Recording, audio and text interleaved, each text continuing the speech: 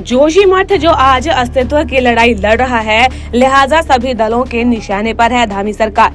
हल्द्वानी पहुंचे उत्तर प्रदेश के पूर्व मुख्यमंत्री अखिलेश यादव ने जोशीमठ के मामले में राज्य सरकार के खिलाफ जमकर हमला बोला। उन्होंने कहा कि मुनाफे कमाने के नाम पर सरकार पर्यावरण व्यवस्थाओं को दरकिनार करते हुए पहाड़ के लोगों की जान जोखिम में डालने पर लगी है। अखिलेश यादव ने कहा कि लंबे समय से स्थानीय लोग, साइंटिस्ट और भूवैज्ञानिक लगातार सरकार को ये संकेत दे रहे थे। यहाँ पर एनटीपीसी के द्वारा बिजली पैदा करने के नाम पर पूरे पहाड़ को संकट में डाला जा रहा है, लेकिन ये सरकार केवल मुनाफा कमाने के बारे में सोचती है। उन्होंने कहा कि उत्तराखंड, उत्तर प्रदेश सभी जगह उत्तराखंड के ही मुख्यमंत्री हैं। ऐसे में उत्तराखंड के लोगों पर ही संकट आ रहा है। इससे पहले केदारनाथ से भी सरकार ने कुछ नहीं सीखा। वहीं अखिलेश यादव ने राहुल गांधी की भारत जोड़ो यात्रा पर पूछे गए सवाल पर कहा कि भारत जोड़ो यात्रा कांग्रेस का अपना राजनीतिक कार्यक्रम है। उन्होंने कहा कि आमंत्रण दिया है और इसके लिए मैंने राहुल गांधी को धन्यवाद दिया, लेकिन हमारी राजनीतिक पार्टी की अपनी मर्यादा है। वहीं दूसरी तरफ आगामी 2024 के चुनाव को लेकर उन्होंने कहा कि 24 का चुनाव से पहले अभी बीजेपी के 22 की ही घोषणाएं पूरी नहीं हुई। ऐसे में इस बार उत्तर प्रदेश से ही भाजपा केंद्र की सत्ता में आई और उत्तर प्रदेश से ही भाजपा बेदखल होगी। समाजवादी पार्टी ही इसकी शुरुआत करेगी।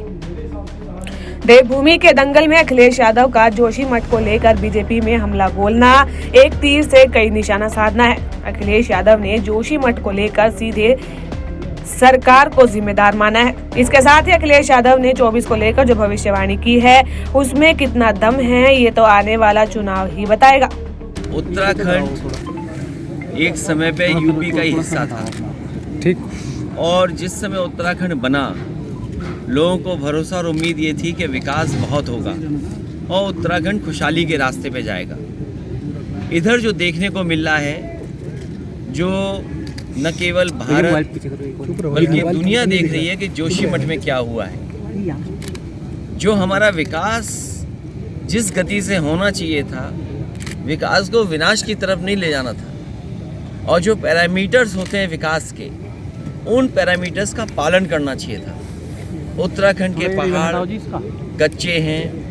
एक्सपर्ट, साइंटिस्ट या जो रिसर्च करते हैं, एनजीओज चलाते हैं, उन्होंने समय समय पर सरकारों को सावधान किया। वो सरकार चाहे कांग्रेस की रही हो और चाहे बीजेपी की आज, इन सरकारों को समय समय पर वहाँ के लोगों ने सावधान किया, एक्सपर्ट्स ने सावधान किया। कई रिपोर्ट्स जो आई साइंटिस्ट की, उससे सावधान हुए। जो बहुत जागरूक लोग हैं, समझदार हैं, उन्होंने खुद कहा कि जोशीमठ में इस तरह का विकास नहीं होना चाहिए।